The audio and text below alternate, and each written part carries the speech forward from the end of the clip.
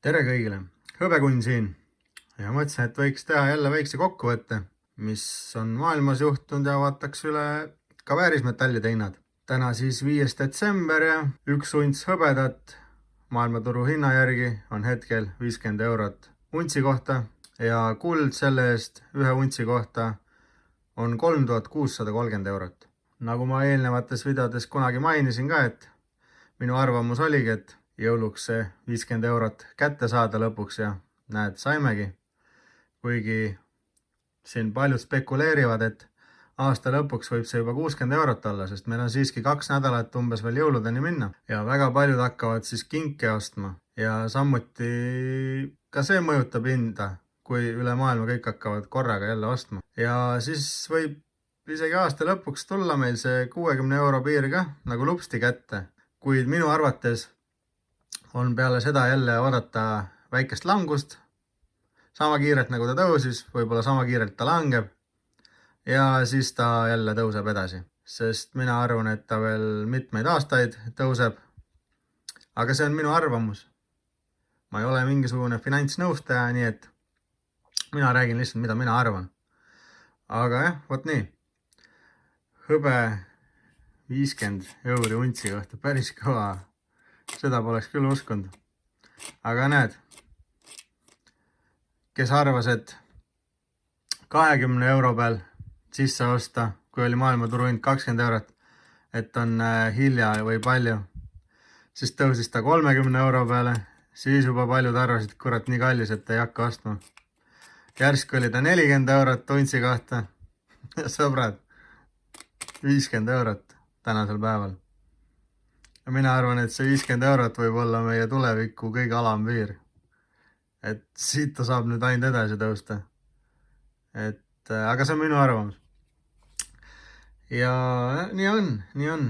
Et see on ulme lihtsalt, et viimased aastad oleme olnud ju nii suures hõbeda puudujäägis üle maailma, et ülemaailmses pildis.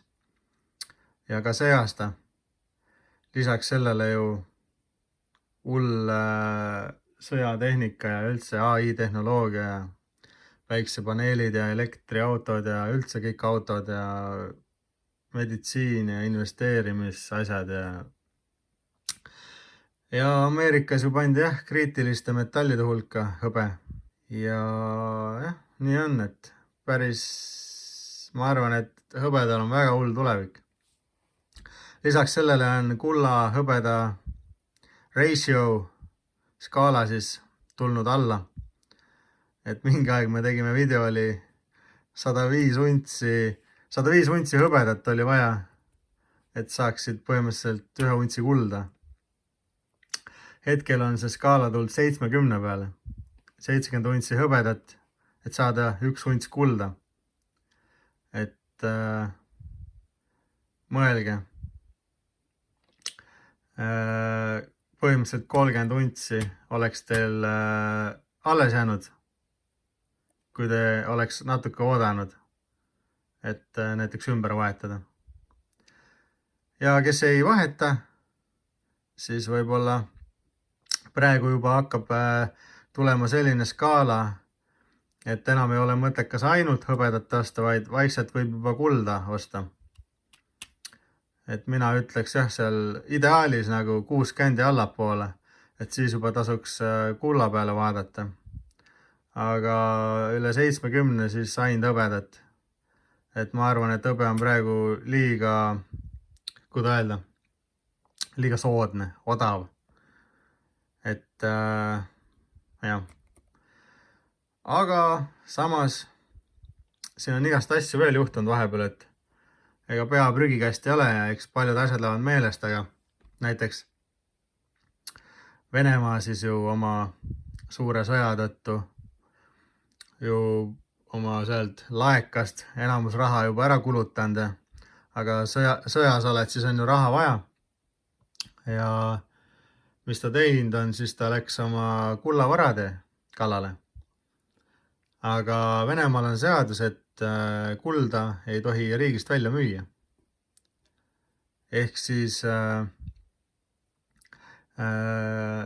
riik otsustas, et ta hakkab müüma oma kulda Venemaa miljardäridele, oligarh või oligarkid või kes iganes nad on, nendele, et annavad võimaluse siis nendel osta kulda ja kõik raha, mis nad saavad selle kulla eest, siis läheb, et seda sõda üleval pidada selle jaoks. Aga siin väga paljud riigid jälle kõvasti juurde ostnud ja paljud pangad üle maailma ma olen tähele pannud, et on hakanud hõbeda peale ka nüüd juba minema, et on hakanud hõbedat kokku ostma. Muidugi paljud kahjuks seda teevad seal aktsiaturul, aga kes teab, siis kes on vaadanud eelnevaid videosid ja kui läheb see täppi, see uue raha tulek siin lähima 10 aasta jooksul, siis ju on selline asi, et aktsiaturud, paberraha põhimõtteliselt muutub väärtusetuks, mida sa ei saa kätte, millega sul pole midagi teha. Aga väärismetallid selle eest to the moon, on ju. Et kui tuleb uus väärtustamine, siis uus raha, uus väärtustamine, siis keegi meist hetkel ei tea, mis need asjad võivad väärt olla. Ja kui vaadatagi kõiki sündmusi, mis maailmas kunagi toimunud on, siis noh, need, kellel neid on olnud, et ega nendel halvasti ei ole läinud. Ja noh, kuna jõulud on tulekul ja võib-olla need hinnad seal poodides lähevadki nagu kallimaks, siis noh, iseenesest võtke nii, et te ei osta ju seda mündikest või hõbedat või kulda omale, et nädala pärast maha müüa, kes on vähegi tark inimene. Et te hoiate ikka pikemas perspektiivis seda ja ma arvan, et kes pikaajaliselt hoiavad, nemad saavad seda nautida ka ühel päeval. Et see 50-60 eurot mündi eest välja käia juba, ma arvan, et see on nohu. See on nohu selle kõrval, mis hakkab tulema meil. Suuri gripp on tulekul. Ma arvan, et hõbeda unts peaks olema jah seal. Kunagi ma isegi spekuleerisin seal midagi, ma ei mäleta peast enam midagi, mis ma ütlesin, 120-150 eurot. Tegelikult paljud juba siin arutavad, et ta peaks untsi kohta 200 euri või vähemalt olema. Et kui arvestades seda, kui palju teda maast välja tuleb, et ma võin nüüd eksida, aga minu arust oli iga untsi kulla kohta tuleb 7 või 8 untsi hõbedat. Ja kullaga oli see värk, et kuld on alati raha olnud, kuningate raha, mida iganes on ju, kõik pangad seda hoiavad. Aga hõbe on ju tööstusmetall. Aga mina arvan, et tänapäeval, tänase seisuga saab hõbedat juba nimetada investeerimiseks, kuna vaadake, mis on hõbedaga juhtunud. Kas keegi oleks arvanud, et selle aasta alguses, kui oli hõbeda ühe untsi hind 28 eurot, et siis juba paljud olid nii ja naa, et noh, kas osta või mitte osta. Ja nüüd aasta lõpuks on põhimõtteliselt hetkeseisuga 50 eurot ja kes teab, võib-olla jõuab 60-nigi. Et oleks me seda teadnud on ju aasta alguses, mõelge, mis investeering see juba 1 aastaga oleks olnud. Et sõltub muidugi kogustest, palju ta seda kokku oleks ostnud, aga seal võib olla ikka väga suured summad mängus. Aga samas, nagu ma olen alati öelnud, et tegelikult pole kunagi olnud kuld ega hõbe investeerimiseks, vaid oma vara säilitamiseks. Et kui paberraha langeb, kõik maksud tõusevad, kõik asjad tõusevad poes igal pool ja raha kaotab ainult väärtust, vähem saate osta poest asju, siis kuld ja hõbe nagu põhimõtteliselt hoiavad teie vara väärtust nendel kehvadel aegadel. Ja kui need kehvad ajad läbi saavad, siis te saate tollele ajale kohaselt siis nagu selle summa kätte, mis on teie kuld ja hõbe väärt.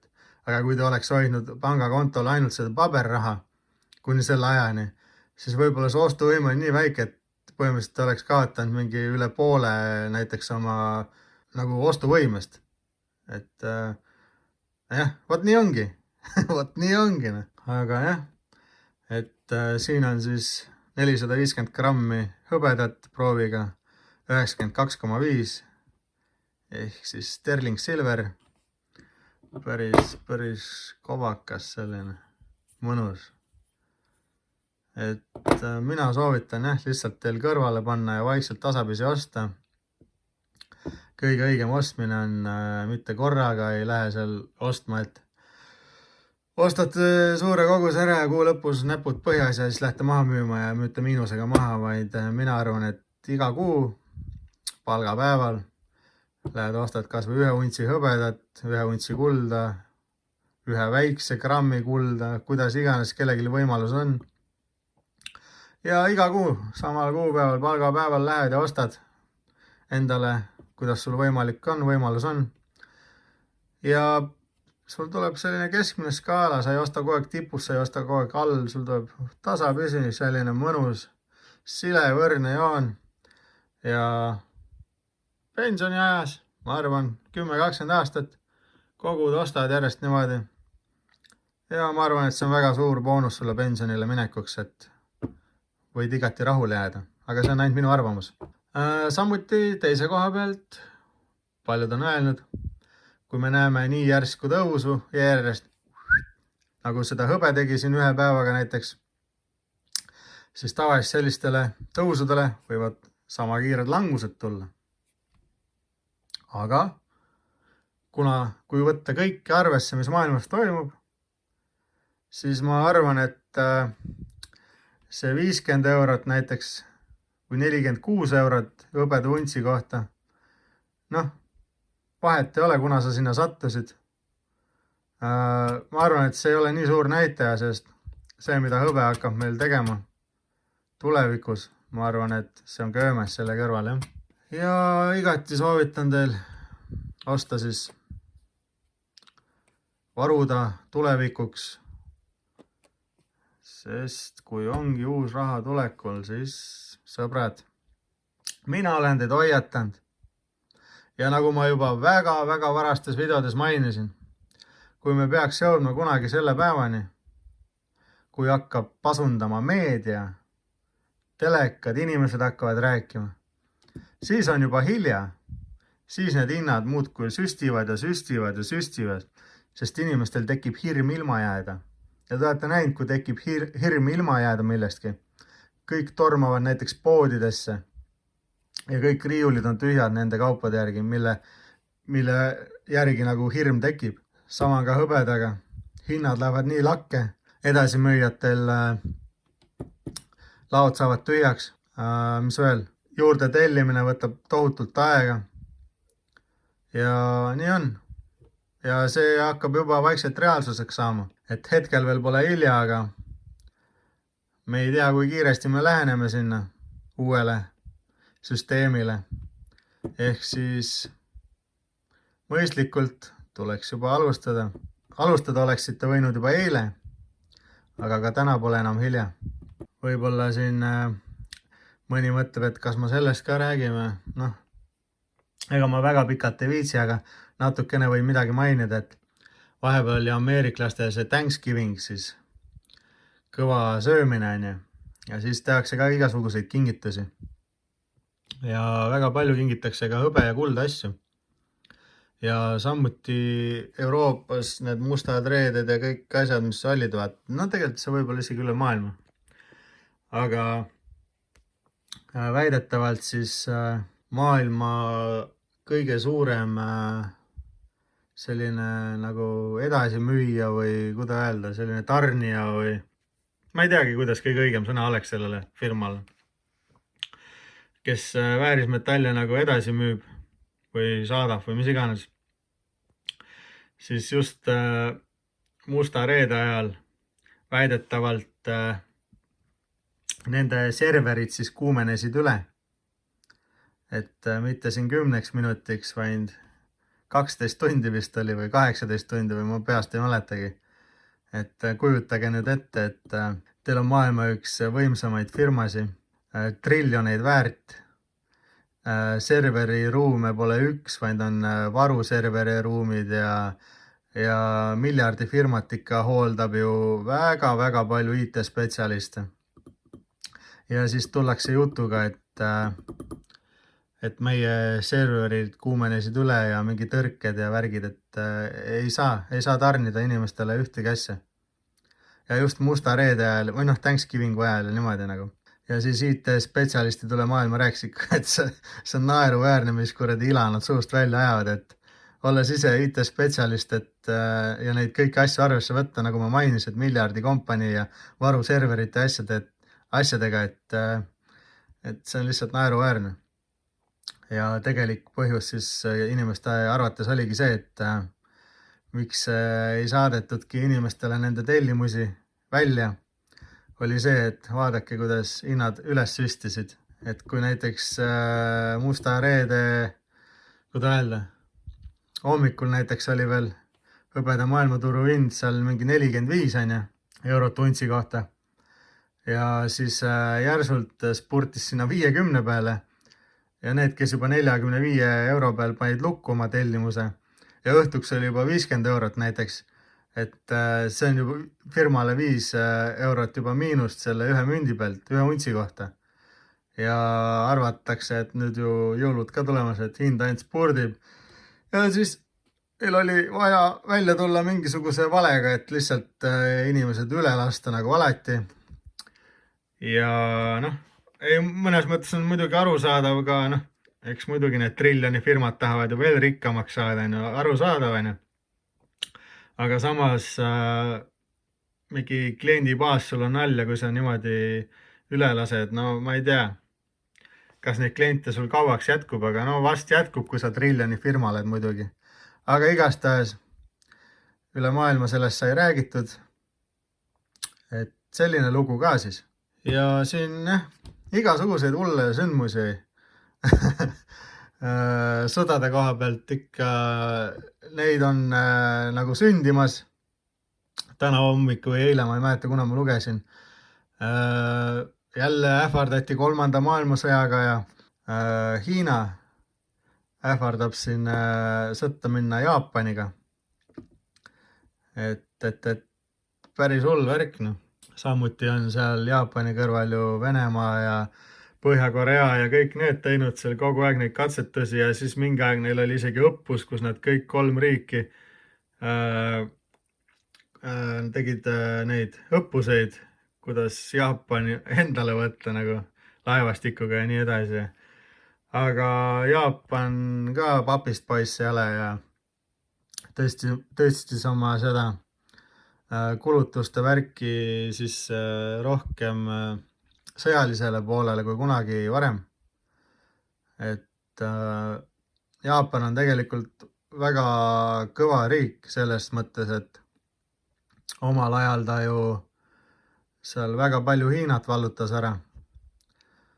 Aga noh, võrreldes nüüd suuruseid ja rahvaarve ja tänapäeva tehnikat, et noh, et ja 2 maailma suurima riigi poolt nagu noh, Hiina on kõrval ja Venemaa ka ja Põhja-Korea ka seal veel ja kõik on tuumariigid, et vaatame, mis saama hakkab, et vast ei lähe sõjaks nende vahel, aga võib oodata Hiina-Jaapani sõda, sest Hiina juba ähvardab seal päris kõvasti. Ja iga uus sõda, mis meil tuleb, kahjuks väärismetall ajab ainult ülespoole. Aga ma ei tea, mis meil tulemas on. Meil on, nagu ma ütlesin, juba aasta-2 tagasi, juba võib-olla isegi rohkem. Meil on keerulised ajad. Sõbrad, saage aru sellest. Kui te tollel ajal kuulasite mind ja naersite mulle, kui te aasta tagasi kuulasite, naersite mulle, siis vaadake, 30 eurot juba tõusnud hõbeda untsi hind selle väikse ajaga. No, me ei tea, mis tulevik toob, ma räägin teile, aga kui kõiki maailma asju arvesse võtta, no siis ta peab lihtsalt tõusma hetkel. Ta on täielikult alavääristatud. Et ma ei tea. Eks igaüks teeb ise oma analüüsid, see on kõige õigem. Aga kel on, sellel on. Ärge ostke aktsiaid, tee oma neid, mõttetu kuradi piksel interneti ekraanil. Paberraha ärge koguge praegu. Nii palju muidugi võiks kõrval olla, et töö kaotate, siis teil on vähemalt 3-6 kuud võimalik ennast üleval pidada, makse maksta, süüa osta, kuni uue töö leiate. Aga kui minna nüüd 10,000-tesse, siis ärge lihtsalt laske sellel rahal seista pangakontol, vaid paigutage see sinna, kus teil on tulevikus kasu sellest. Sest 10 aasta pärast need summad, mis teil seal pangakontol on kogutud, ei pruugi enam mitte midagi väärt olla. Ühesõnaga, sõbrad, jälle selline väike videoke, mul oli tegelikult veel mitu teemat, millest ma oleks tahtnud rääkida. Läheb pikaks jälle, räägime järgmine kord, pole hullu. Siin oli Hõbekunn, like, subscribe, kommenteerige, näeme järgmises osas. Tšau!